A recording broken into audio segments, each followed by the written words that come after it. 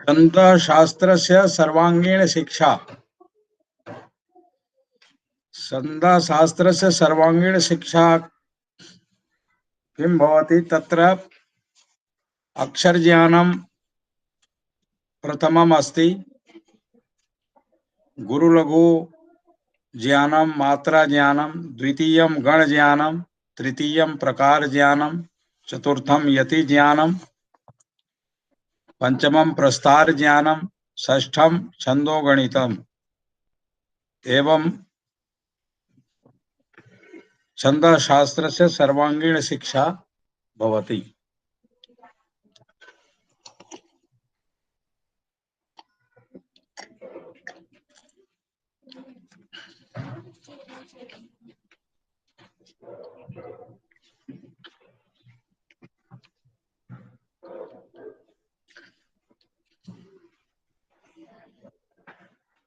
व्युत्पत्तिं वयं पूर्वदिने पठितवन्तः, तथापि अद्य इतोपि किञ्चित् परिशीलयामः। पाणिनि महर्षेः मतेन छन्दः शब्दः छन्द धातोः निष्पन्नः, चदि आह्लादे दीप्तौ च, अतः आनंद प्रदानं चेतनायाः उद्दीपनं च छन्दसः कार्यम् इति कथयितुं शक्नुमः। चेतनायाः उद्दीपनम् अर्थात छंद भी चेतनायाः उद्दीपनं भवति, उद्भाषणम्। ज्ञानस्य संक्रमणं छन्दो माध्यमेन बहु कौशलपूर्वकं कर्तुं शक्नुवन्ति कवयः। मधुरया भाषया मधुरया गिरा उत्तम कटु विषयान् अपि तिक्त विषयान् अपि सरलतया छन्दो माध्यमेन बोधयन्ति।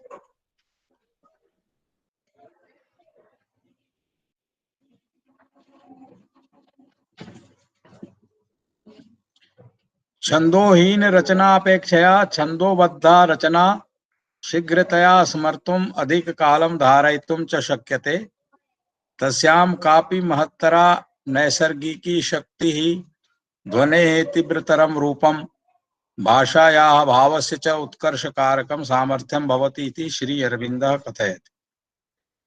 पाणिनीय शिक्षायां वेदं पुरुषं मत्वा छन्दसः तस्य पादद्वयम् इति वर्णितं।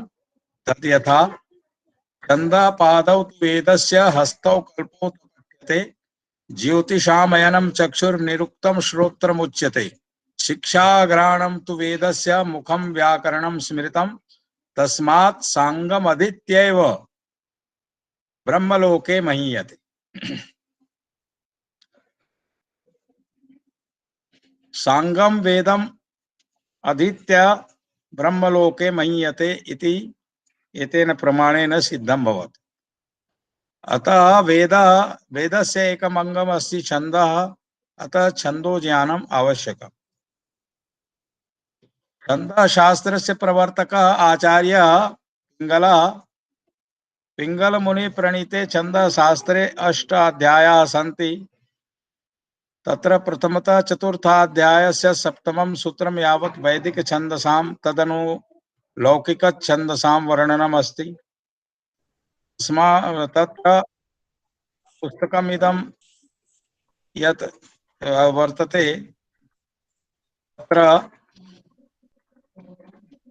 लौकिक छंदसां विशेषेण वर्णनम् अस्ति। छन्दः आनन्दं ददाति, आनंद प्रदानं छन्दसां लक्ष्यम्। चतुर्दश विद्यासु छन्दशास्त्रम् अन्यतमम् इति विष्णुपुराणे उक्तम्। तद् यथा तथेति अंगानि वेदाश्चत्वारो मीमांसा न्याय विस्तर धर्मशास्त्रं पुराणं च विद्या एता चतुर्दश। वेदानां षडंगानि सन्ति। तत्र शिक्षा कल्पो व्याकरणं निरुक्तं छन्दः इत्यपि। ज्योतिषामयनं चैव षडंगो वेद उच्यते। श्लोकलेखने वर्णानां निर्धारिता व्यवस्था छन्दः कथ्यते। छन्दसः श्लोकस्य चत्वारः पादाः चरणाः भवन्ति। ज्ञेयः पादश्चतुर्थांशः इति वचनात् छन्दसः चतुर्थः भागः पादः मन्यते। छन्दसि श्लोके पादानां प्रयोगात् तत् पद्यम् इति कथ्यते। छन्दसः प्रकाराः। छन्दः द्विप्रकारकम् वृत्तं जातिश्च। वृत्ते वर्णानाम् अक्षराणां जात्यां मात्राणां गणना भवति। वर्णः अक्षरं स्वरः अथवा स्वरयुक्तं व्यंजनं वक्षरं कथ्यते। छन्दशास्त्रे स्वरः अथवा स्वरयुक्तं व्यंजनं छन्दशास्त्रे अक्षरम् इति उच्यते। एतेन स्वरहीनं व्यंजनम् अक्षरम् इति न गण्यते। गणना समये स्वरहीनं व्यंजनं गणनायां न आगच्छति इति अवगन्तव्यम्। मात्रा का मात्रा भवति। अक्षरगत स्वरस्य निर्धारितः उच्चारण कालः मात्रा इति उच्यते। हरस्व दीर्घ भेदेन मात्रा द्विप्रकारा। अ इ उ रि ऋ एते ह्रस्व स्वराः लघुवर्णाः एकमात्रात्मकाः। आ इ उ रि ए ऐ ओ औ एते दीर्घस्वराः गुरुवर्णाः द्विमात्रात्मकाः। वर्णः कदा गुरु भवति इत्यस्मिन् विषये परपृष्ठे प्रदत्तः श्लोकः उपादेयः। श्लोकः अस्ति सानुस्वारश्च दीर्घश्च विसर्गी च गुरुर्भवेत् वर्ण संयोग पूर्वश्च तथा पादान्तकोऽपि वा। अनुस्वार सहित वर्ण यथा अंश अंश वंश हंस प्रशंसा।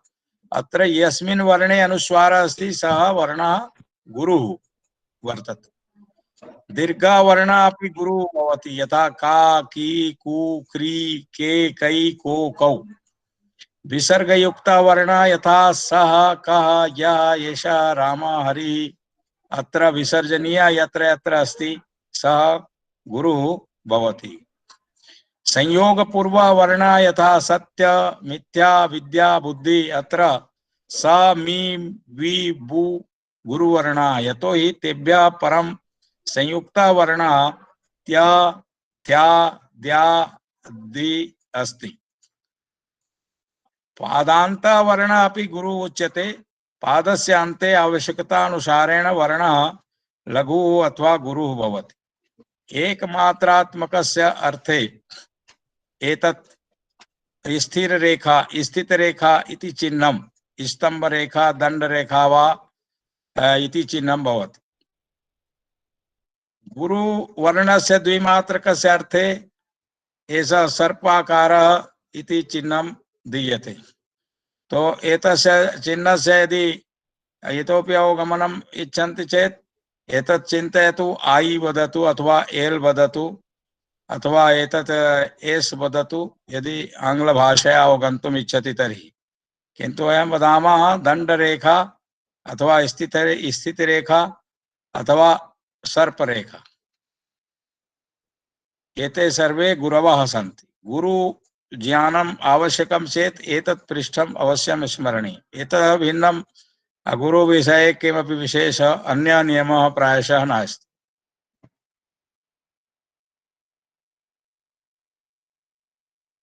तत्र गणव्यवस्था अपि भवति गुरुलघु आधारेण। एकस्मिन् गणे त्रयः वर्णाः भवन्ति। गुरुलघु क्रमेण गणानाम् 8 प्रकाराः सन्ति। तेषां नामानि लक्षणानि च अनेन सूत्रेण ज्ञातुं शक्यते। यथा यमाता राजभानशलगा। गणानां स्वरूप ज्ञानस्य अस्य सूत्रस्य तत्तदक्षरात् परम् अक्षरद्वयं पठनीयं। तद् यथा गणस्य नाम लक्षणं मात्रा चिह्नं य गणः। अत्र य गणे य माता तस्य चिह्नम् अस्ति लघु गुरु गुरु यथा यशोदा। उदाहरणं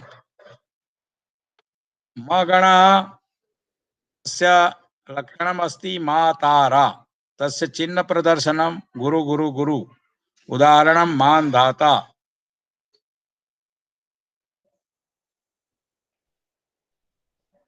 गणः तस्य लक्षणम् अस्ति ताराज।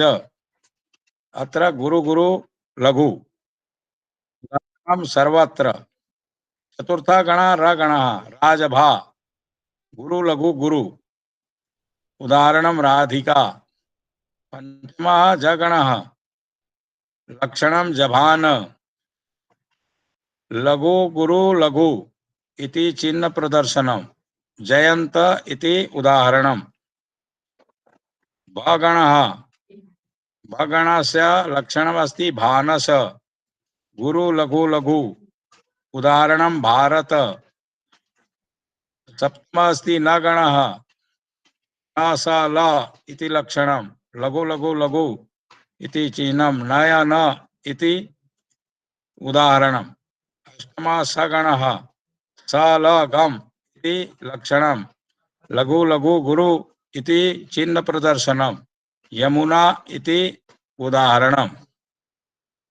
श्लोक एक अस्ति आदिमध्यावसानेषु भज सायान्ति गौरवम् यरतालाघवं यान्ति मनौ तु गुरुलाघवम्। अत्र ज्ञातव्यम् अगणः जगणः सगणः क्रमेण आरम्भे मध्ये अन्ते च एतेषां अन्ते गुरु भवति। मध्ये अन्ते च गुरु भवति। आरम्भे मध्ये अन्ते च। भगणे आरम्भे गुरु जगणे मध्ये गुरु सगणे अन्ते गुरु भवति। यगण रगण तगण क्रमेण अत्र आरम्भे मध्ये अन्ते च लघु भवति। यगणे आरम्भे लघु भवति रगणे मध्ये लघु भवति तगणे अन्ते लघु। अगणस्य त्रयवर्णाः गुरवः अर्थात सर्वगुरु मगण। न गणस्य त्रयवर्णाः लघवः अर्थात सर्वलघुर् न गणः। अनुष्टुप् छन्दसि चत्वारः पादाः भवन्ति तत्र अष्ट अष्ट अक्षराणि भवन्ति। तस्य लक्षणम् इदमस्ति श्लोके षष्ठं गुरु ज्ञेयम् सर्वत्र लघु पंचमं द्विपाद चतुष्पादयोर्हरस्वं सप्तमं दीर्घमन्ययोः इति अनुष्टुप् लक्षणम्। अनुष्टुप् छन्दसः चत्वारः पादाः प्रत्येकं पादे च अष्ट अक्षराणि भवन्ति। प्रथमे तृतीये च पादे सप्तमम् अक्षरं गुरु द्वितीये चतुर्थे च पादे सप्तमम् अक्षरं लघु भवति। प्रत्येकं पादे पंचमम् अक्षरं लघु षष्ठम् अक्षरं च गुरु भवति। तद् यथा उदाहरणं तत् उदाहरणम् अस्ति पंचमम् अक्षरं लघु षष्ठं गुरु सप्तमं गुरु। तत्र द्वितीये पादे पंचमं लघु षष्ठं गुरु सप्तमं लघु। एवमेव ज्ञातव्यम्। या देवी सर्वभूतेषु मातृरूपेण संस्थिता नमस्तस्यै नमस्तस्यै नमस्तस्यै नमो नमः। अत्र एतेन विन्यासेन वयं ज्ञातुं शक्नुमः यत् तत्र कथं गुरुलघु क्रमेण अक्षराणां ज्ञानं कथं करणीयम्। एतस्य गुरुलघु व्यवस्था द्वादशाक्षर्या गुरुलघु व्यवस्था अस्ति। एतस्य ज्ञानार्थम् इदं ज्ञातव्यम्।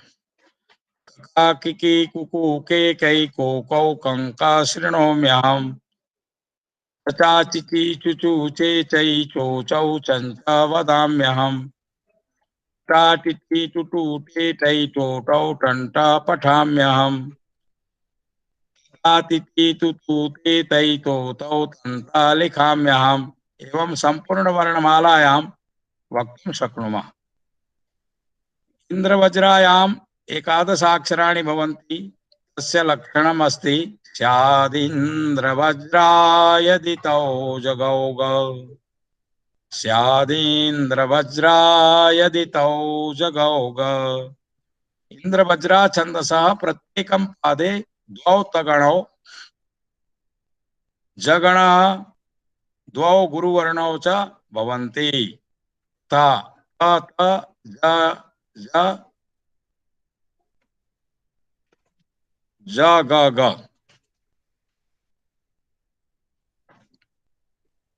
उदाहरणं यत्रैव यत्रैव मनो मदीयम् तत्रैव तत्रैव तव स्वरूपम् यत्रैव यत्रैव शिरो मदीयम् तत्रैव तत्रैव पदद्वयं ते हस्तौ च पादौ नयने प्रसन्ने कर्णौ सुतीक्ष्णौ वदनं च कान्तम् आशासुरम्या मननाय चित्तम् ईशेन दत्तं तदिदं समस्तम्।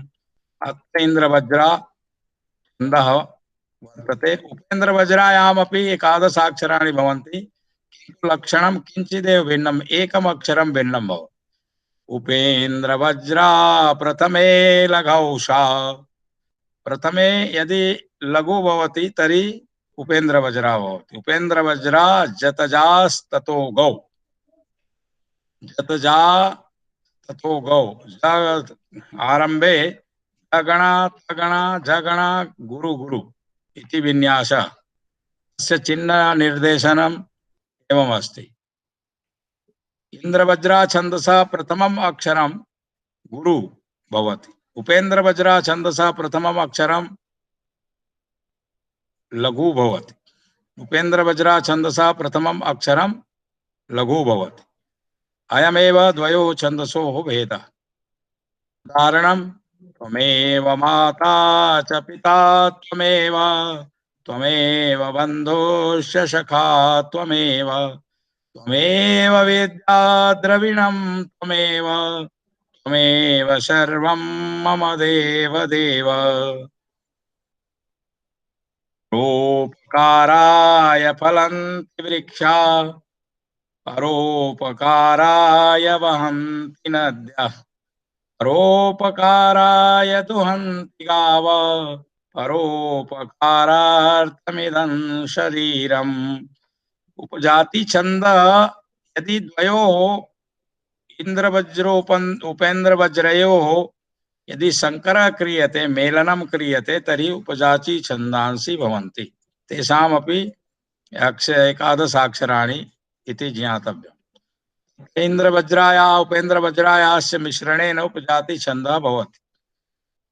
जानामि धर्मं न च मे प्रवृत्ति। अत्र इन्द्रवज्रा लक्षणमस्ति। जानाम्यधर्मं न च मे निवृत्ति। अत्रापि इन्द्रवज्रा लक्षणमस्ति। किन्तु त्वया ऋषिकेश हृदि स्थितेन अत्र उपेन्द्रवज्रा लक्षणमस्ति। प्रथमम् अक्षरं लघु। यथा नियुक्तोऽस्मि तथा करोमि। अत्रापि उपेन्द्रवज्रा अर्थात पादद्वये इन्द्रवज्रा लक्षणं पादद्वये उपेन्द्रवज्रा लक्षणं वर्तते। अतः एषा उपजाति वृत्तम् इति उच्यते। हरे मुरारे मधुकैटभारे गोविंद गोपाल मुकुंद शौरे यज्ञेश नारायण कृष्ण विष्णु निराश्रितं मां जगदीश रक्ष। एवं भवानी भारती इति पुस्तके श्री अरविंदेन उपजाति छन्दसा रचिताः नवनवति श्लोकाः सन्ति। तत्र वसन्ततिलकावृत्तं पश्यन्तु, तत्र 14 अक्षराणि भवन्ति। वसन्ततिलकायाः लक्षणमस्ति, लक्षणम् उक्तात् वसन्ततिलकात् भजात् जगौग। वसन्ततिलका छन्दसा प्रत्येकं पादे अगणः भगणः द्वौ जगणौ द्वौ गुरुवर्णौ च भवन्ति। तद्यथा अ भ ज ज ग ग। चिह्न निर्देश उदाहरणम् शस्त्रैर्हता नहि हता रिपवो भवन्ति प्रज्ञा हतास्तु रिपवा सुहता भवन्ति शास्त्रं नियन्ति पुरुषस्य शरीरमेकम् प्रज्ञां कुलं च विभवं च यश्च हन्ति आरभ्यतेन खलु विग्रहेण नीचैः प्रारभ्य विघ्नविहता विरमन्ति मध्या विघ्नैः पुनः पुनरपि प्रतिहन्यमाना प्रारब्धमुत्तमगुणान् परित्यजन्ति। इदानीं शार्दूलविक्रीडिते ऊनविंश अक्षराणि। तत्र लक्षणं सूर्यास्वैर्यदिमा सजा सजौ सततगा शार्दूलविक्रीडितम्। सूर्याः द्वादश वर्णे यति भवति, सप्तमे च यति भवति, तर्हि शार्दूलविक्रीडित छन्दसः एतद् रूपं लभ्यते। शार्दूलविक्रीडित छन्दसः प्रत्येकं पादे मगणः सगणः जगणः सगणः द्वौ तगणौ गुरुश्च भवन्ति। अस्य छन्दसः द्वादशभिः सप्तभिश्च वर्णैः अक्षरैः यतिः कर्तव्या। यथा गणविन्यासः म स ज स त त ग। छिन्न विन्यास गुरु गुरु गुरु लघु लघु गुरु गुरु लघु लघु गुरु लघु लघु लघु गुरु गुरु गुरु लघु गुरु गुरु लघु गुरु। उदाहरणं या कुन्देन्दु तुषारहार धवला या शुभ्रवस्त्रावृता या वीणावरदण्डमण्डितकरा या श्वेतपद्मासना ब्रह्माच्युत शंकर प्रभृतिभिर्देवैः सदा वन्दिता सा मां पातु सरस्वती भगवती निशेषजाड्यापहा। देवी दिव्यदयामयी विजयते देवीं स्मरामो वयं देव्या दत्तमिदं समस्तमपि देव्यै नमो नित्यशः। देव्या सर्वशुभोदय सुखकरं देव्या प्रसन्नं मुखं देव्यां प्रेम सदैव नोऽस्तु परमं तं देवी मातासिनः। मालिनी वृत्ते 15 अक्षराणि भवन्ति। तस्य लक्षणं न मायया युतेयं मालिनी भोगिलोकै न मायया युतोऽयं मालिनी भोगिलोकै। भोगिना सर्पाः अष्ट संख्यां सूचयन्ति, लोकाः सप्त संख्यां सूचयन्ति। मालिनी छन्दसा प्रत्येकं पादे द्वौ नगणौ मगणः द्वौ यगणौ भवन्ति। अस्य छन्दसा अष्टभिः सप्तभिश्च वर्णैः अक्षरैः यतिः कर्तव्या। तथा न म य य। चिह्न विन्यासः उदाहरणं तै गगन विहारी कल्मषध्वंसकारी दशशतकरधारी ज्योतिषां मध्यचारी विधुरपि विधियोगात् ग्रस्यते रावणासौ लिखितमपि ललाटे प्रोञ्छितुं कसमर्था। सितगिरिसमं स्यात् कज्जलं सिन्धुपात्रे सुरतरुवरशाखा लेखनी पत्रमुर्वी लिखति यदि गृहीत्वा शारदा सर्वकालं तदपि तव गुणानामीश पारं न याति। करणीवृत्ते पादे सप्तदशाक्षराणि भवन्ति। लक्षणमस्ति रसैरुद्रैश्चिन्नाय मनसलभागशिखरिणी। रसैरुद्रैश्चिन्ना यमनशलभागशिखरिणी। षट् रसाः इति षट् संख्यानां द्योतकः। रुद्राः एकादश संख्यानां द्योतकाः। शिखरिणी छन्दसा प्रत्येकं पादे यगणः मगणः नगणः सगणः भगणः लघु गुरु च भवन्ति। अस्य छन्दसा षड्भिः एकादशभिश्च वर्णैः अक्षरैः यतिः कर्तव्या। य म न स भ ल ग इति गणविन्यास छिन्न विन्यास। कारणं यदा किञ्चिज्ञोऽहं द्विपैव मदान्धः समभवम् तदा सर्वज्ञोऽस्मीत्यभवदवलिप्तं मम मनः।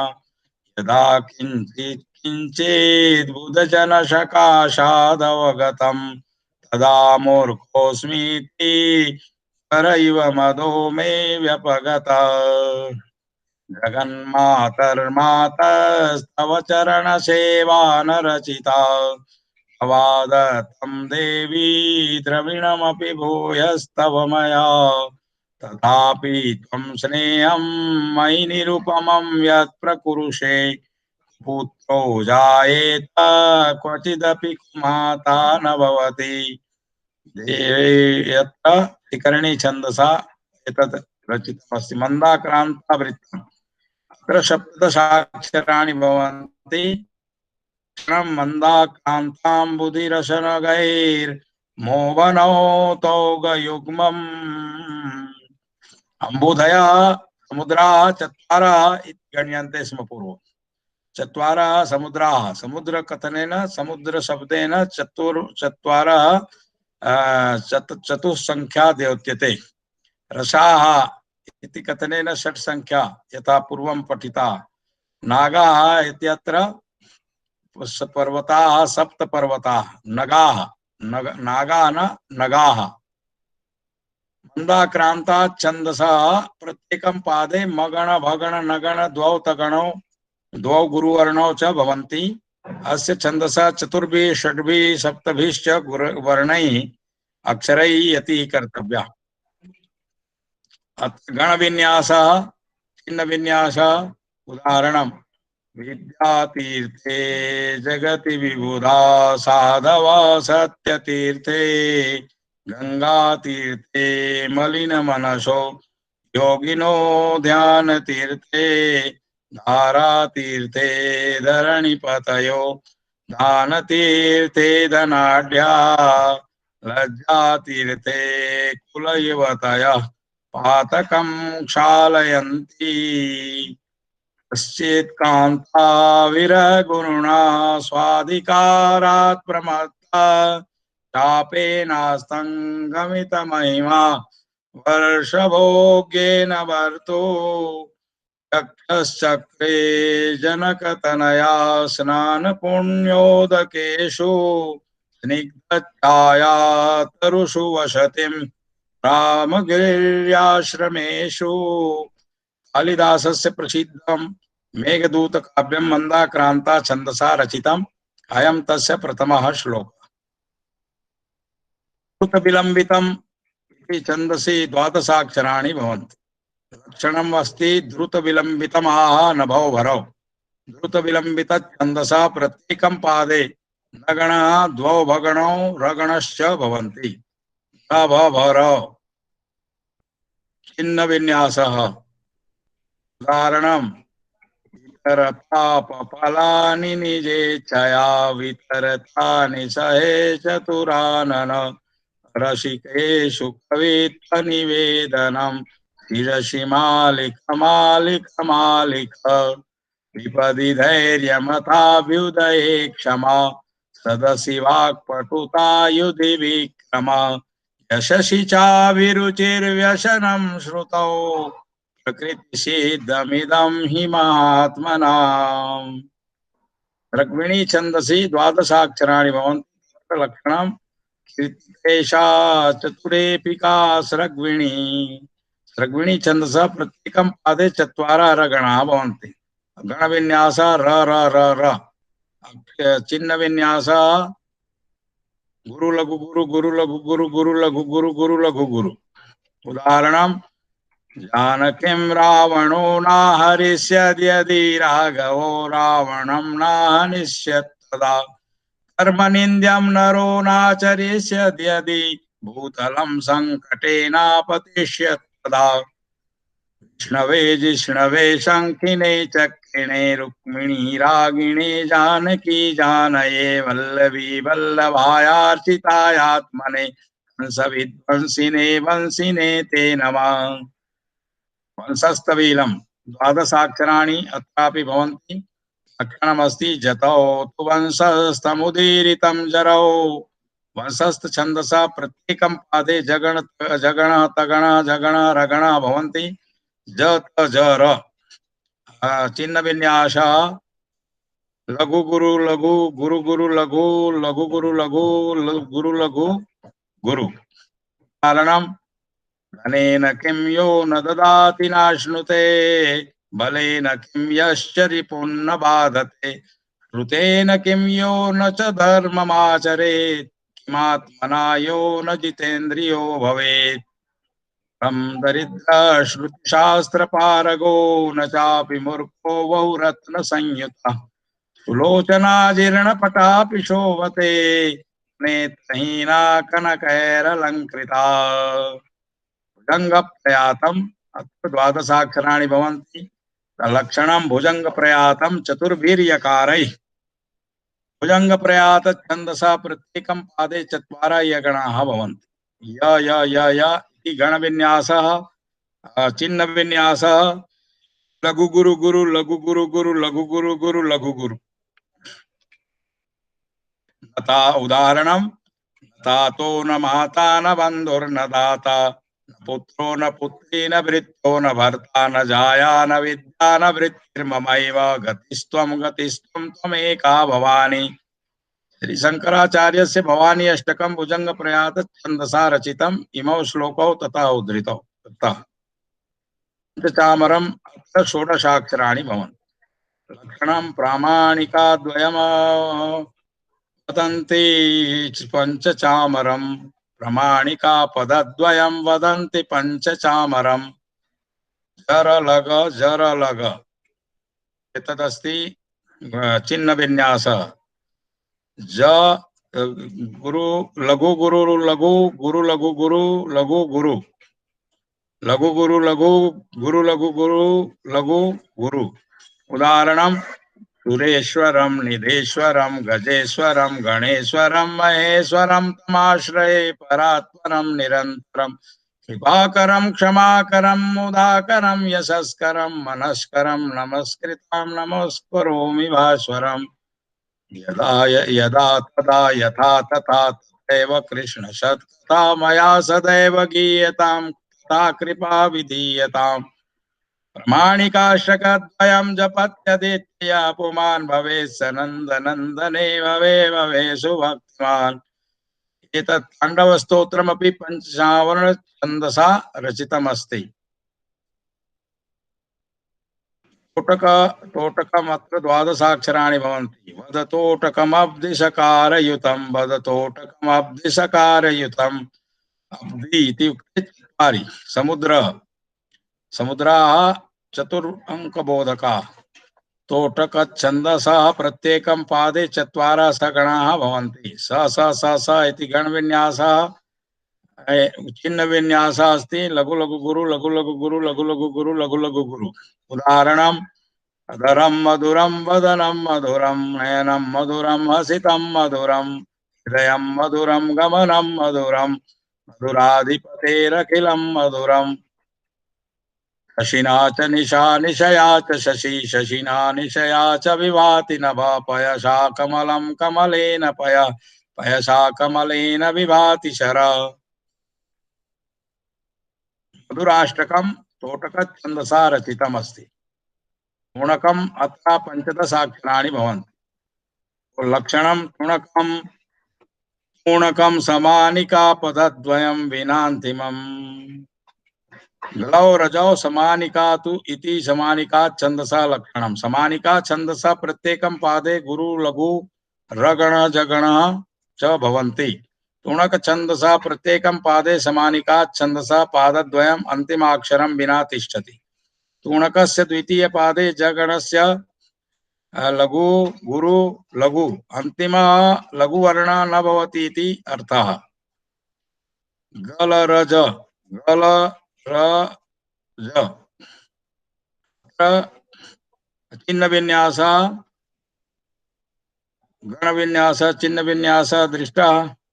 उदाहरणमेतस्य केवलं न भारतं चिरादबोधि निद्रितं भूमिगोलमेव यस्य जन्म न विबोधितं लोकपूजितस्य तस्य पुरुषस्य तां ब्रूमहे कथं कथामनन्तविस्तराद्भुताम्।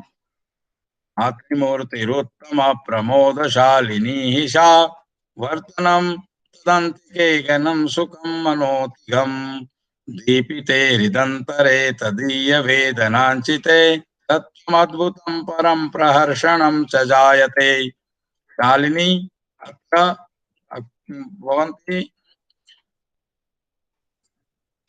मत्तौ गौ चेत् शालिनी वेदलोके। शालिनी छन्दसा प्रत्येकं पादे मगणः द्वौ तगणौ द्वौ गुरुवर्णौ भवन्ति। अस्य छन्दसा चतुर्भिः सप्तभिश्च वर्णैः अक्षरे यति कर्तव्या। म त थ ग घ। छिन्न विन्यासः उदाहरणम् एको देव केशवो वा शियो वा एकं मित्रं भूपतिर्वायतिर्वा एको वाश पत्ने वा वने वा एका भार्या सुंदरी वादरी वा। एक देव आश्रयणीय केशव विष्णु अथवा शिव एकं मित्रं कर्तव्यं भूपति राजा अथवा यति सन्यासी एका वास कर्तव्या पत्तने नगरे अथवा वने एका भार्या कर्तव्या सुंदरी अथवा दरी पर्वत गुहा। अंहो हन्ति ज्ञानवृद्धिं विधत्ते धर्मं दत्ते काममर्थं च सूते मुक्तिं दत्ते सर्वदोपास्यमाना पुंसां श्रद्धाशालिनी विष्णुभक्ति।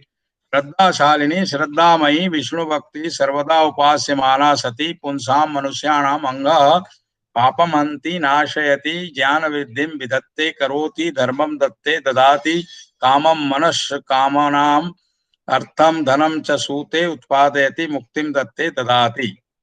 त्रीणि छन्दसि सप्तदशाक्षराणि भवन्ति। लक्षणमस्ति न समरसला ग षड्वेदैर्हयैर्हरिणी मत्ता चत्वारि षट्भिः चतुर्भिः सप्तभिः च यति कर्तव्या।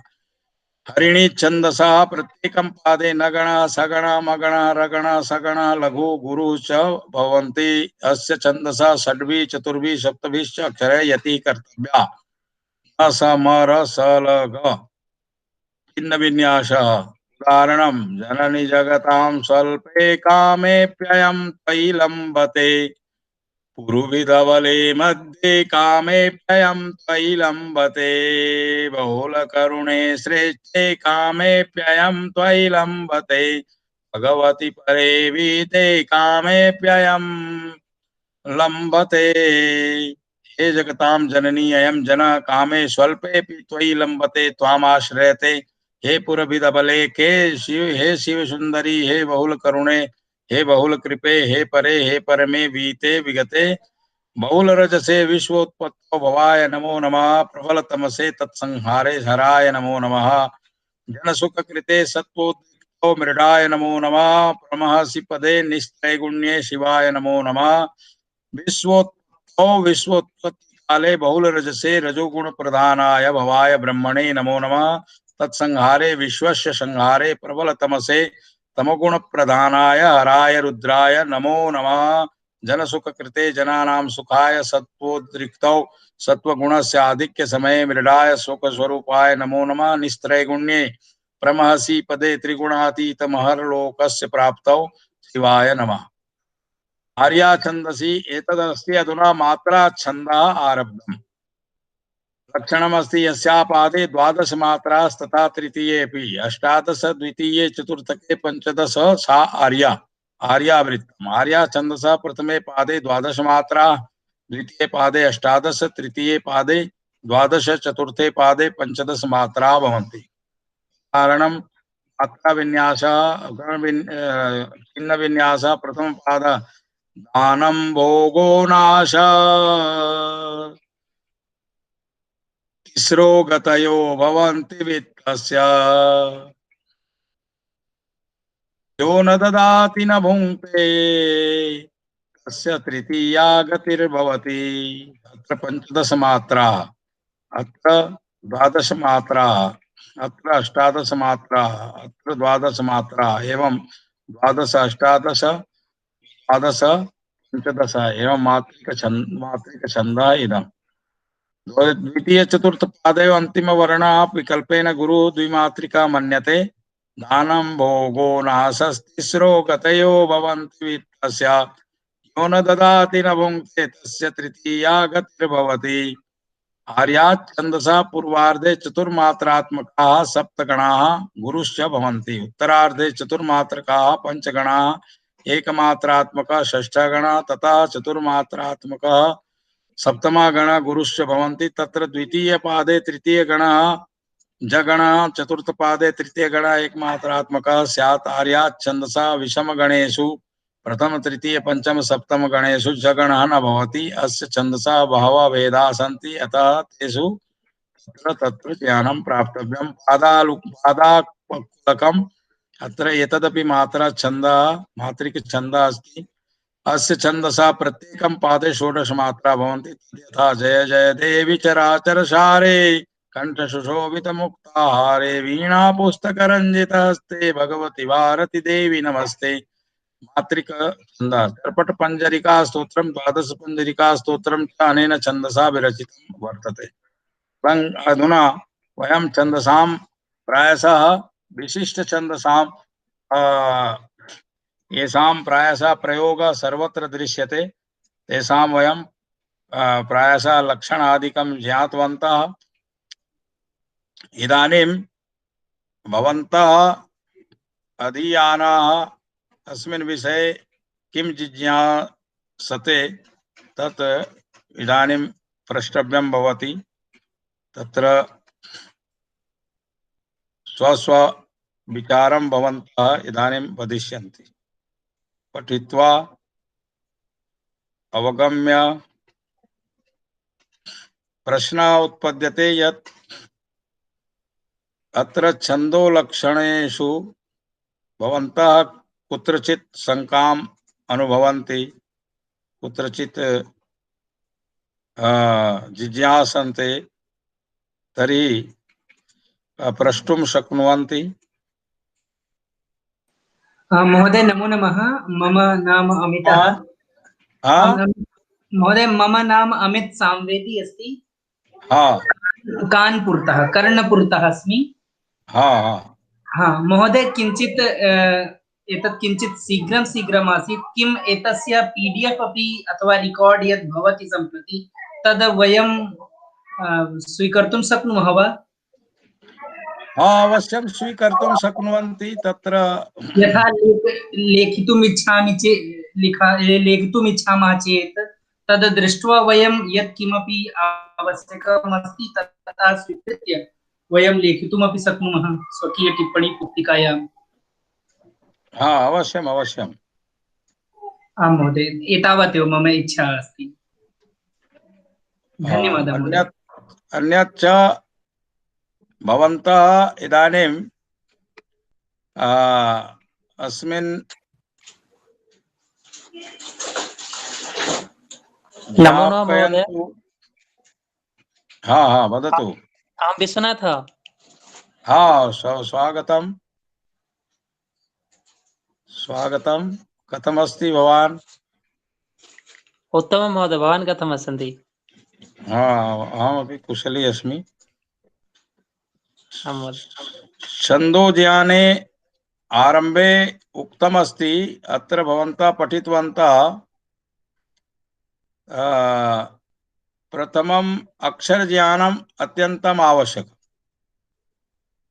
अत्र पश्यन्तु, अक्षर ज्ञानं, गुरुलघु मात्रा ज्ञानं, गण ज्ञानं, प्रकार ज्ञानं, यति ज्ञानं, प्रस्तार ज्ञानं, छंदो गणितम्। एतावत् यदि जानाति चेत् छन्दशास्त्रे भवान् पारंगतः भवितुं शक्नोति। छन्दशास्त्रस्य सर्वाङ्गीण तो अत्र भवन्तः किम् अत्र अवगच्छन्ति? अक्षर ज्ञानं, मात्रा ज्ञानं, गण ज्ञानं, प्रकार ज्ञानं, यति ज्ञानं, प्रस्तार ज्ञानं, छन्दो गणितम्। षट् अंगानि इति विचारयतु। तर्हि तत्र इदानीं किञ्चित् परिशीलयामः।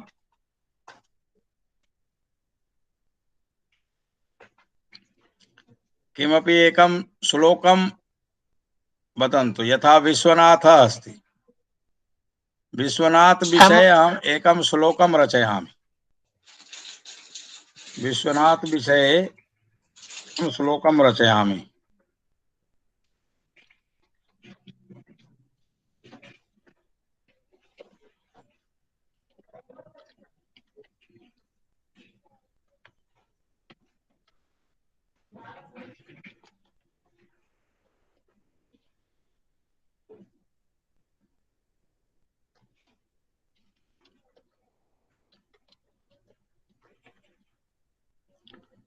विश्वनाथ प्रसादेन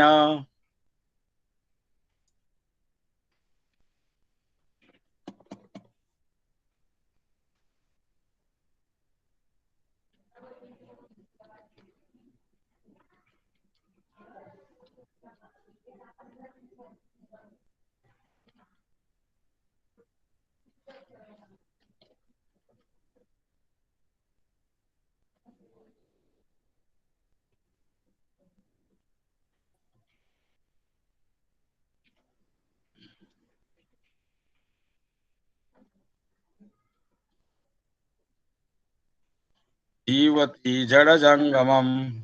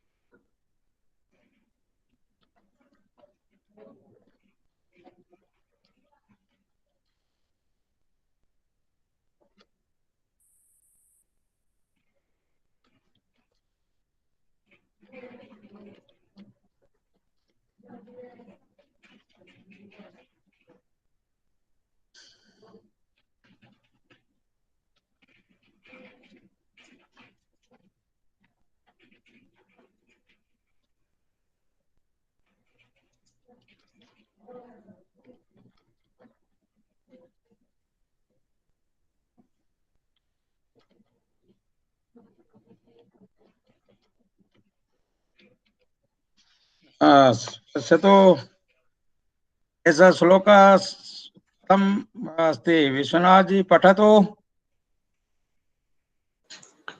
विश्वनाथ प्रसादेन जीवति जडजङ्गमम् तस्य कृपां तु सम्प्राप्य सर्वदा सुखमाप्यताम्। हाँ, सम्यक् अस्ति अथवा नास्ति? बहु उत्तमम् अस्ति महोदय। हाँ, तो एवमेव श्लोकरचनायाः शक्तिम् अर्जयितुं प्रयत्नः करणीयः। अधुना एकं भवन्तः एकं किमपि कर्तुं प्रयत्नं कुर्वन्तु। सरलशब्दैः अहं श्लोकं रचयितुं बोधयामि। यथा चिन्तयतु, भारतम् अस्माकं देशः अस्ति भारतम्। भारत विषये श्लोक रचना करणीया।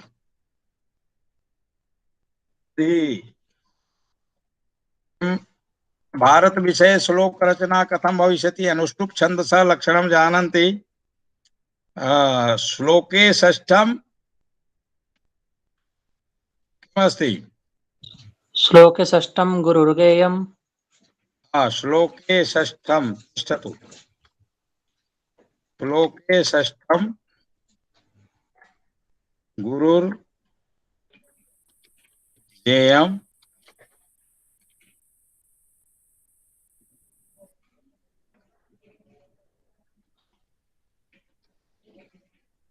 श्लोके षष्ठ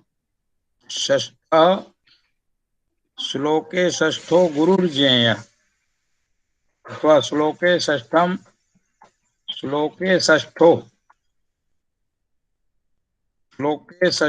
गुरुर्जेय।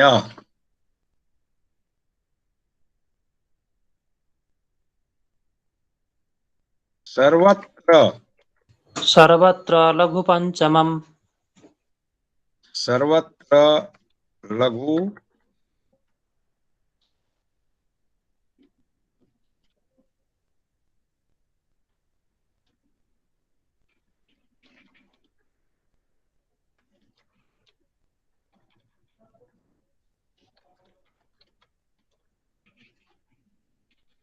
सर्वत्र लघु पंचम। अग्रे द्विचतुष्पादयो हर्षम्।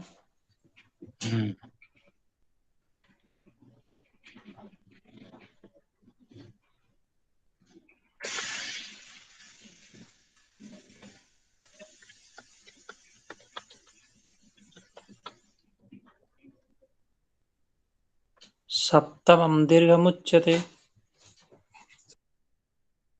सप्तमम दीर्घमन्ययो। जी महोदय।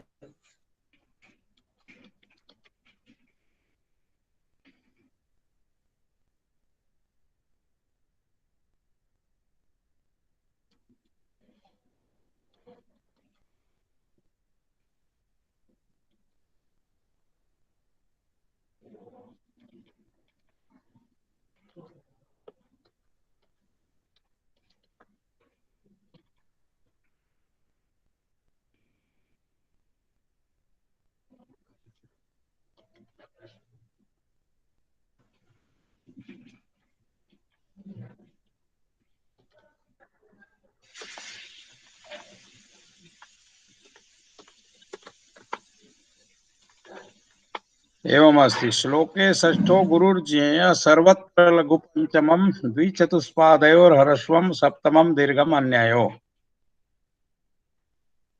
एतेन किम अवगतम्?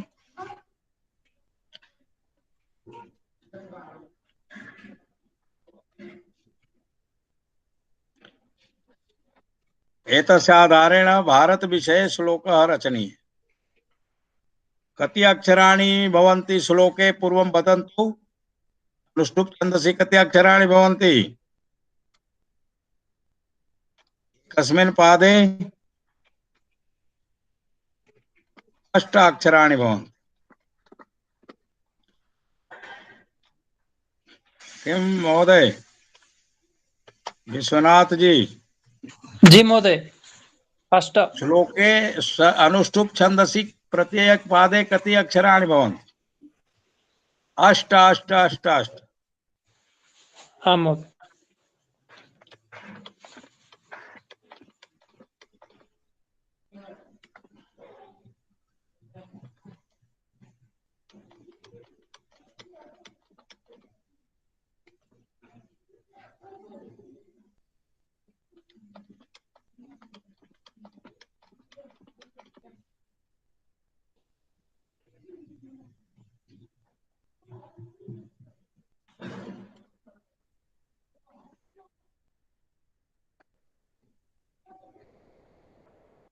इदानीम् 8 अक्षराणि आनयतु अत्र। किमपि 8 अक्षराणि करोतु। चिन्तयतु। प्रथमं वयं प्रकृतिं कुर्मः। सम्यक् अस्ति? क क क क क क क क अक्षराणि अभवन्? अष्ट अक्षराणि जातानि? अष्ट अभवत्। अष्ट। अत्र श्लोके षष्ठो गुरुर्जेय अस्ति। आम् महोदय। षष्ठम अक्षरं पश्यतु, षष्ठम एतदस्ति षष्ठम अक्षरम्। आम्। तो षष्ठम अक्षरं भवान् किं करोति? गुरु कृत्वा। गुरु गुरुवर्ण। गुरु अभूत्। आम् महोदय। सर्वत्र लघु पंचमं तर्हि एतत् किं कथयति? एतस्यैव भवान् करोतु। अत्र एवं करोतु, अत्र एवं करोतु, अत्र एवं करोतु। तो श्लोके षष्ठो गुरुर्जेयत्र श्लोक षष्ठम अक्षरं गुरु अभूत्। आम्। सर्वत्र लघु पंचमम् एतत् पंचमम् अस्ति। एतस्य किञ्चित् चिह्नं कुर्मः, रक्तवर्णीयं करोतु एतेषाम्, आम्। है न? एतानि आम्। पञ्चमाक्षराणि रक्तवर्णीयानि सन्ति। तत् लघु भविष्यति। षष्ठ श्लोके द्विचतुष्पादयोर्हरस्वम्। तत्र एकं कथयति सप्तमम् अक्षरं द्वितीय पादे और चतुर्थ पादे ह्रस्वं भविष्यति। शृणोति?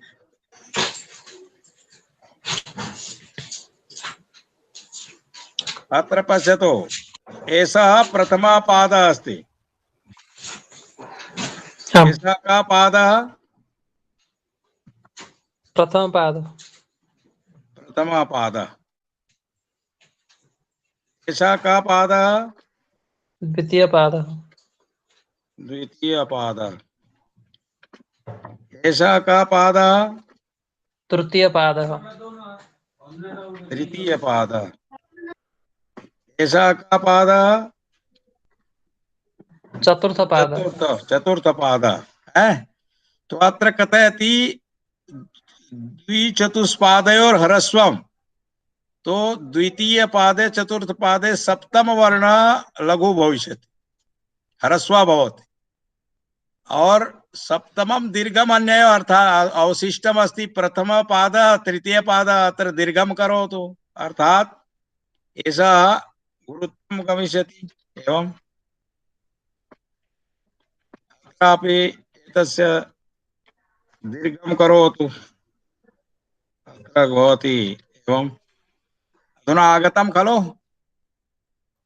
आम् महोदय। अन्येषाम् अधुना नियमं न कुर्मः, अस्माकं केवलम् अत्रैव नियमाः सन्ति। अत्र एकं द्वे त्रीणि चत्वारि, अन्यत्र भवता यथेच्छा यथेच्छा यथेच्छाचारः अस्ति। शृणोति वा? आम् महोदय, श्रूयते। अन्यत्र भवता कामचारः अस्ति। इदानीं पठनं करोतु। क क क क क का क है, क क क क क का क क क क क क का क क क क क क का क क क क क का क। एवमेव अन्येषु अपि। अधुना अत्र तु निरर्थक वर्णस्य योजना अस्ति। निरर्थक वर्णं योजयित्वा अधुना सार्थक वर्णं चिन्तयतु। सार्थक वर्णं कथं कुर्मः? अत्र अत्र आगच्छतु भवान्, अत्र आगच्छतु, वदतु पठति।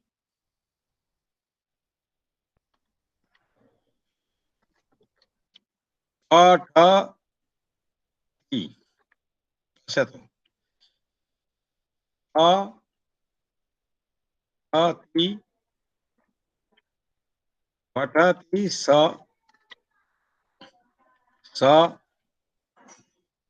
दा।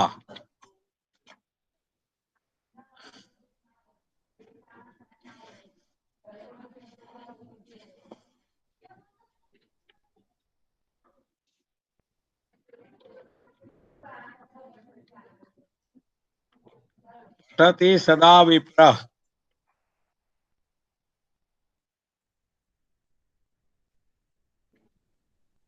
पठति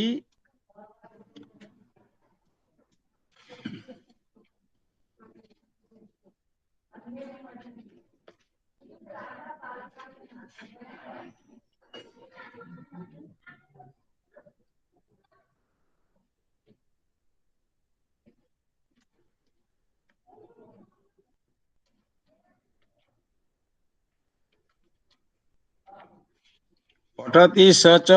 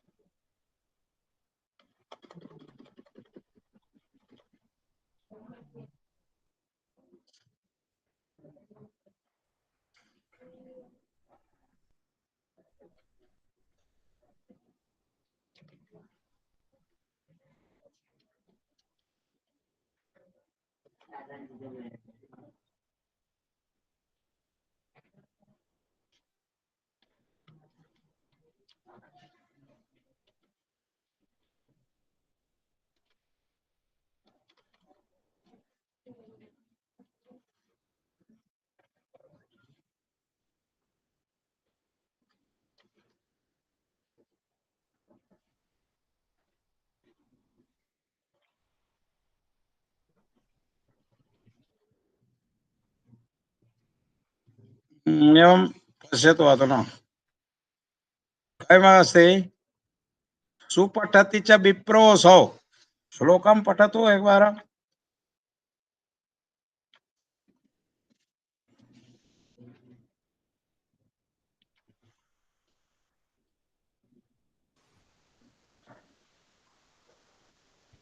एतं श्लोकम् एकवारं पठतु।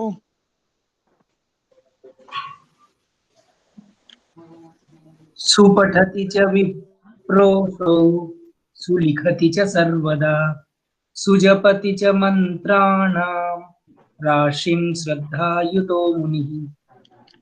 किं श्लोक रचिता अथवा न रचिता? नियमानुसारेण श्लोक रचिता वा न रचिता? रचिता महोदय। हाँ, तर्हि एवं अस्माकं किमस्ति, सरल सरल शब्दैः पश्यतु। अत्र कोऽपि विशेषः नास्ति। यद्यपि अहं श्रद्धायुत मन्त्राणां राशिम् इत्यादि शब्दानाम् आकस्मिक कारणतः एतेषां ग्रहणं कृतवान्, किन्तु अत्र एवं न चिन्तनीयम् एते एव शब्दाः सन्ति। शब्दाः तु अनन्ताः सन्ति, तत्र अस्माकं बुद्धिः अस्ति। अत्र एषः श्लोकः स्मरणीयः। आत्मा आत्मा बुद्ध्या समेत्यार्थान् आत्मा बुद्ध्या समेत्यार्थान् मनो युङ्क्ते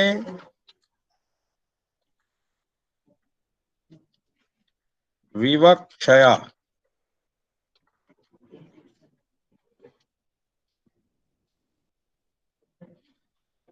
मनः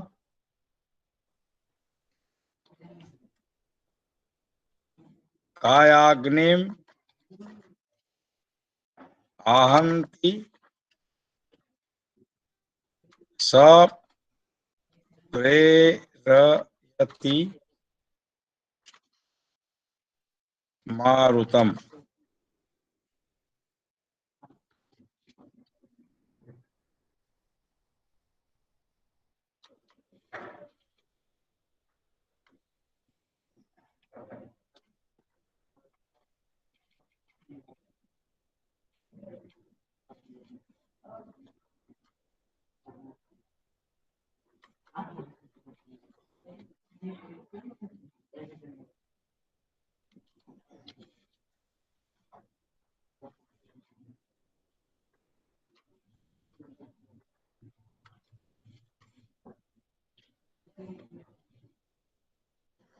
एतावत् पर्यन्तम् एषः नियमः सर्वत्र घटते। आत्मा बुद्ध्या समेत्यर्थान् मनो युङ्क्ते विवक्षया, अर्थात सर्वेषाम् आत्मा, सः महर्षि वाल्मीकि आत्मा भवतु अथवा महर्षि व्यासस्य आत्मा भवतु अथवा महाकवि कालिदासस्य आत्मा भवतु अथवा सामान्य कोऽपि मनुष्य आत्मा भवे, सः बुद्ध्या अर्थान् समेत्य मनो युङ्क्ते विवक्षया, वक्तुमिच्छया मनः योजयति। तत्र मनः कायाग्निमाहन्ति, अर्थात जठराग्निं ताडयति। सः अग्नि कायाग्नि मारुतम् अर्थात वायुं प्रेरयति। सः मारुतः वायुः उरसी हृदय देशे चरन् विचरन् संचरन् स्वरं जनयति इति नियमः अस्ति। तर्हि अत्र छन्दो निर्माणेऽपि अर्थान् समेत्य शब्दान् समेत्य वयं तत्र निर्माणं कुर्मः। तो एवं अनुष्टुप् छन्दस लेखनस्य अत्यंत सरलतया अहं प्रकारं दर्शितवान्। एतादृश क्रीडा प्रकारः एषः। एतेन किमपि रचयितुं शक्नुमः वयं। यथा अत्र प्रायशः अहं एतत् दर्शितवान् अस्मि, तर्हि इतोपि यदि इच्छति अहम् उक्तवान् भारत विषये किमपि रचनीयं तर्हि चिन्तयतु, भारतम् एतस्य विषये वयम् इदानीं रचयामः। एतेन गणित छन्दो लक्षण प्रकारेण वयम् इदानीं रचयिष्यामः। एतत् सर्वत्र स्मरतु।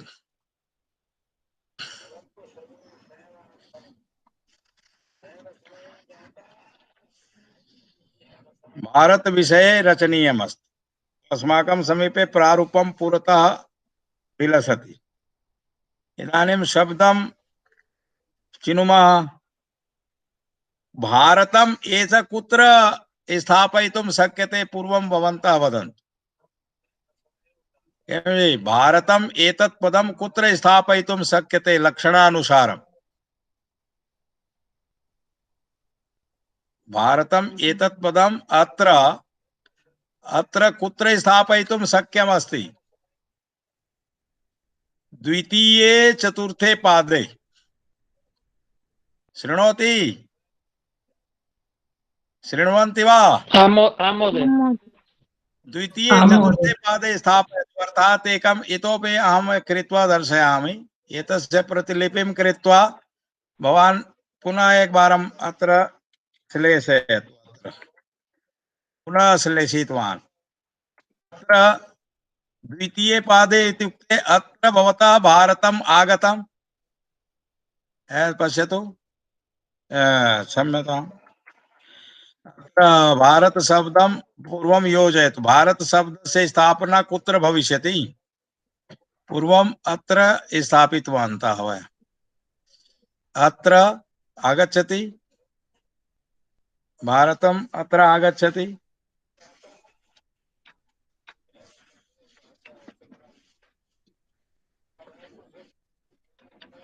भारतम् तथैव अत्रापि आगमिष्यति। द्वितीये चतुर्थे च पश्यतु, द्वितीये चतुर्थे च भारतम् आगतम्। अधुना वदतु विश्वनाथ जी। जी महोदय। अधुना भारतं भारतं तु अत्र आगतम्।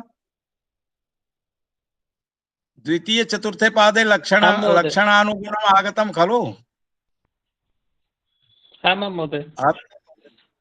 गुरु गुरु लघु गुरु इति प्रकारेण अत्र लक्षणानुसारम् अत्र आगतम्। श्लोके षष्ठं गुरुजेयं सर्वत्र लघु पंचमं द्विचतुष्पादयोर् ह्रस्वम् अथवा एतत् सप्तमम् अक्षरं द्वितीय चतुर्थ पादयोः ह्रस्वं भवति। यतः भारतं भारतम् उभयत्र स्थापयितुं शक्यते।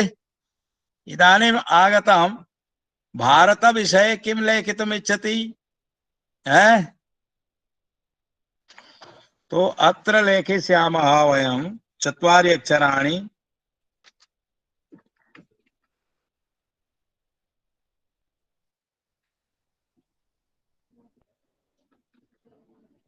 जलमयम्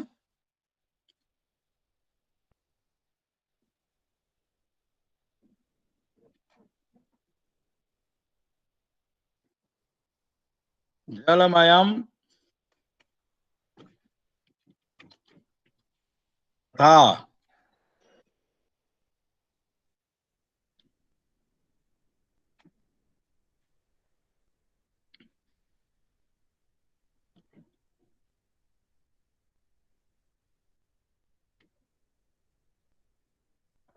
जलमयम् तथा चान्नम्।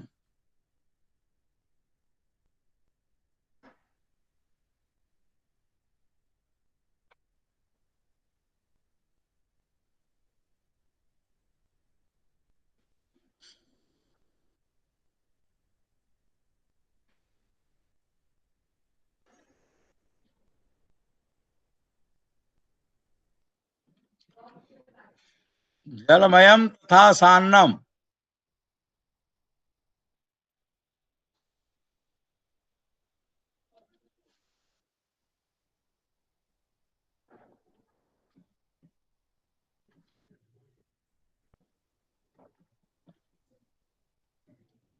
सुचरितयुतम् सुचरितयुतम्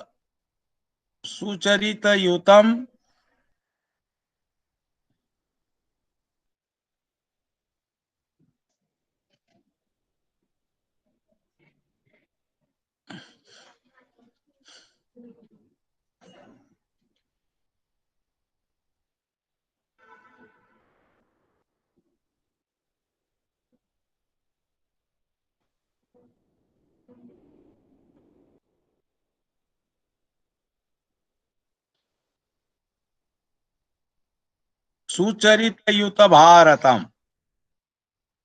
किमपि अक्षरम् अधिकम् अभवत् वा?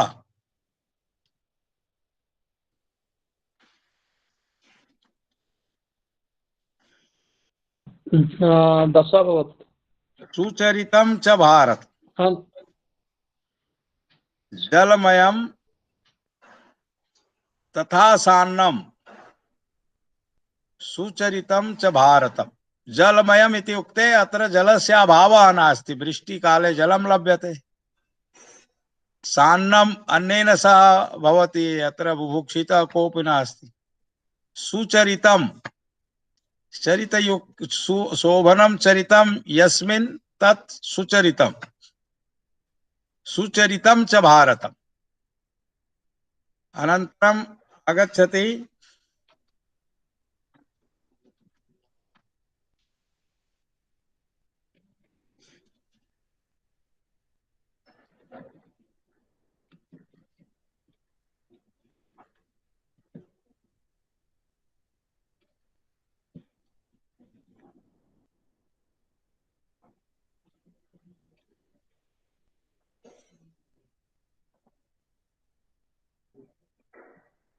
शिक्षा विद्या युतं चैव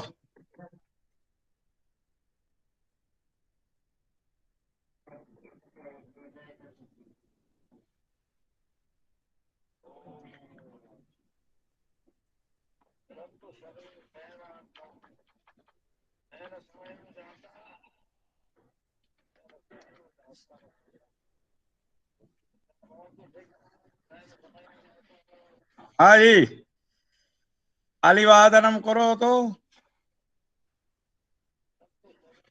बहु शोभनं बहु सुन्दरम् पश्यतु जलमयं तथा आसान्नं पठ भवान् पठतु भारतं शिक्षा विद्यायुतं चैव विद्यते मम भारतम्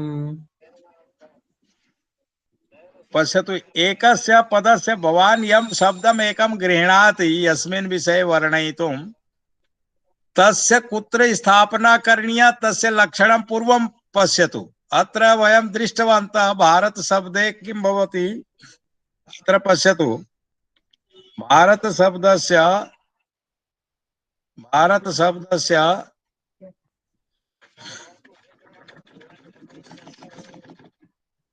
भारत भा अत्र किमस्ति तस्य छन्दो भाषया किम् एतस्य अभिज्ञानम् अस्ति वदतु छन्दो भाषया भा अत्र गुरु अस्ति अथवा लघु अत्र गुरु अस्ति भा गुरु अस्ति दीर्घाणां गुरु भवति इति पठितवन्तः वयम् अत्र पठितवन्तः गुरूणां लक्षणं वयं पठितवन्तः कुत्र कुत्र गुरु भवति इति पठितवन्तः सानुस्वारश्च एकवारं श्लोकं पश्यतु सानुस्वारश्च दीर्घश्च विसर्गी च गुरुर्भवेत् वर्ण संयोग पूर्वश्च तथा पादान्तकोऽपि वा तो अत्र दीर्घ अस्ति भा अत्र आकार दीर्घ अस्ति अतः अत्र गुरुचिह्नं योजनीयं ततः परम् अस्ति र अत्र वदतु र अत्र कथम् अस्ति सा किं महोदय अस्ति अमित जी अत्र वदतु र अत्र छन्दो भाषया किं वक्तव्यं गुरु अस्ति वा लघु वा कदाचित् महोदय लघु र र र अत्र किं लक्षणम् अस्ति र र गुरु अस्ति महोदय न र लघु अस्ति पश्यतु भवान् अवधानेन अत्र पश्यतु किं किम् अस्ति गुरु कुत्र भवति गुरु किं भवति दीर्घस्थाने सानुस्वार अनुस्वार सहित या वर्णः अस्ति सा गुरुः भवति किम् अनुस्वार सहितः यद् वर्णः अस्ति सा गुरु भवति अत्र अनुस्वार सहित वर्णः नास्ति आम् नास्ति अनुस्वार सहित अस्ति वा नास्ति नास्ति नास्ति पुनः वदति दीर्घ वर्ण गुरु भवति यथा आ का की कु क्री एते तो अत्र दीर्घ अपि नास्ति एषः का वर्णः वदतु ह्रस्व अस्ति अथवा दीर्घ एषः क वर्णः ह्रस्व अस्ति अथवा दीर्घ ह्रस्व अस्ति। ह्रस्व अस्ति। ह्रस्वस्य अधुना ह्रस्वस्य तु गुरुसंज्ञा न कृता। यदा संयोगः भवति तदा गुरु भवति। अत्र संयोगः नास्ति।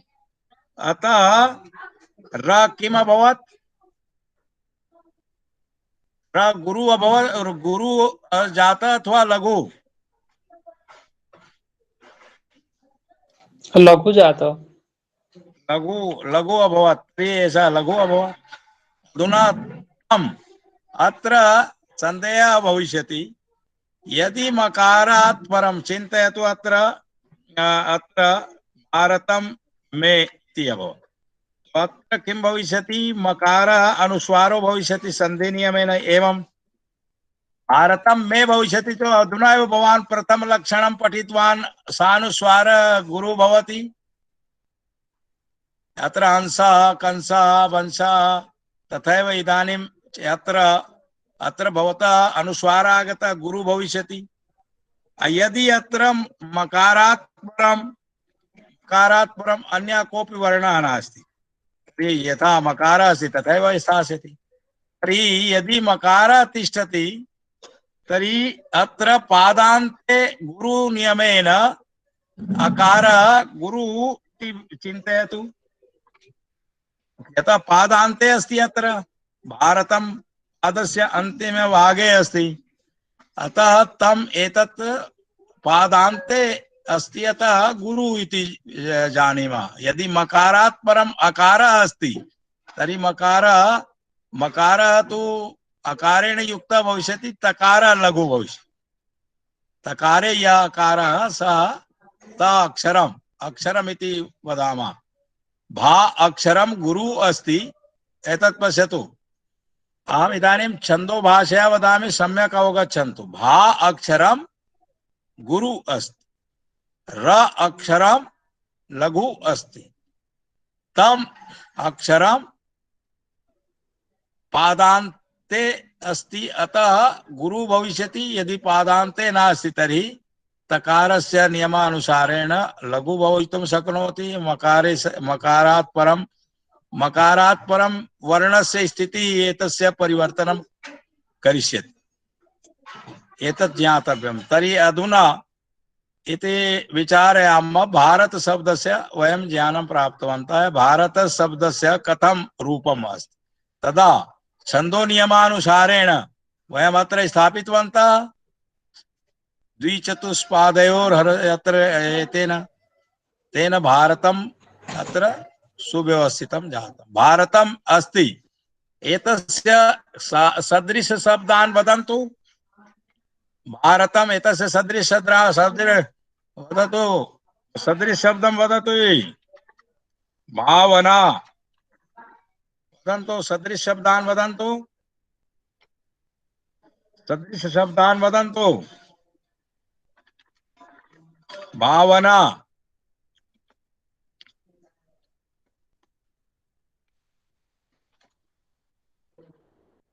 भावना अग्रे। भारती। भारती, अग्रे।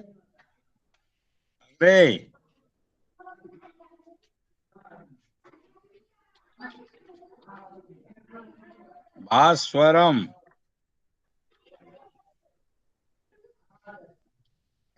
भास्वरम अधुना कठिन शब्दं त्यजतु। सरल शब्दं गृह्णातु।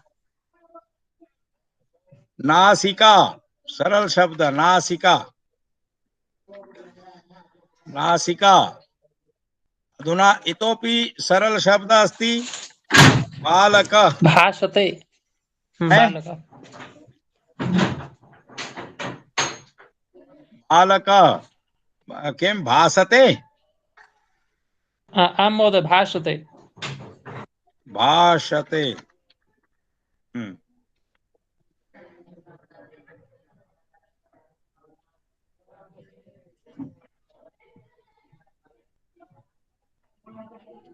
इतोपि अन्य भा अक्षरं त्यक्त्वा वन्दना।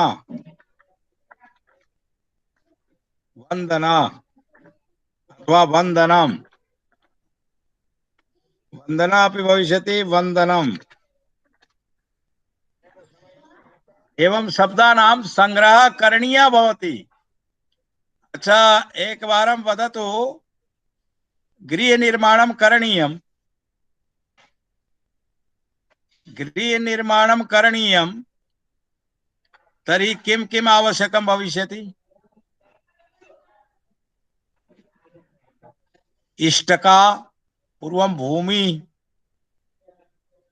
स्थानं, पुनः इष्टका, अनन्तरं तस्य कर्मकरः योजक चूर्णं, सिमेंट आवश्यकं भविष्यति, वज्रलेपः, ततः परं तस्य योजनार्थम् इतोपि एकं भवति, संश्लेषक द्रवं, तदपि आवश्यकं। तो एवं गृहनिर्माणे स्थानम् अनन्तरम् इष्टका तस्य वज्रलेपः आवश्यकः भवति। इष्टकाभिः विना अथवा इष्टकां विना कोऽपि गृहं रचयितुं शक्नोति वा? न महोदय।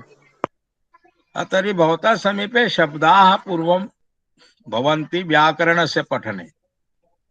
व्याकरणं पठति तर्हि शब्दानां शब्दकोशं पठति तर्हि भवतः समीपे शब्दाः आगताः।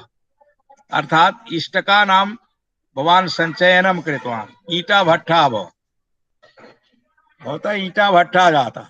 इदानीं भवान् व्याकरण द्वारा और शब्दकोश द्वारा ईटा भट्टा रचिता भवत्। ततः परम गृह निर्माणम इत्युक्ते भावः अस्ति, रसः अस्ति, विषयः अस्ति, काव्यम् अस्ति, तस्मिन् विषये वयं रचना आरम्भं कुर्मः। एवम् एव छन्दशास्त्रेऽपि एतादृशं भवति, यथा गृह निर्माणं तथा छन्दो निर्माणम्। अतः यः अक्षराणि उपेक्षते, यः पदानि उपेक्षते, यः शब्दविन्यासम् उपेक्षते, सः पुनः तथैव अस्ति यथा कश्चन यदि इष्टकानां संकलनं न करोति, वज्रलेपं न संगृह्णाति, स्थानं न प्राप्नोति, भवन निर्माणस्य यदि कामनां करोति तर्हि तस्य कामना यथा पूर्णा न भवति, तथैव छन्दो निर्माणार्थं प्रथमं यत् आवश्यकमस्ति व्याकरणम् अपि च शब्दकोशः। यदा द्वयम् अस्माकं समीपे अस्ति तर्हि एव छन्दशास्त्रं प्रवर्तते। वर्ण केवलं द्वयं न विचारयतु, शब्दकोश व्याकरणं शब्दकोश अपि च शिक्षा इत्युक्ते गुरुलघुज्ञानार्थं वर्णमाला भवतः समीपे स्यात्, तदा भवान् छन्दोरचनां कर्तुं शक्नोति। तो अद्य छन्दोरचनायाः मूलभूत सिद्धांत विषये एतद् गम्भीरं प्रतिपादनम् अस्ति। इदानीम् अत्रैव वयं एतस्याः कक्षायाः समापनं कुर्मः। आशासे भवन्तः अग्रेपि एवमेव आगत्य अन्येषां छन्दसां रचना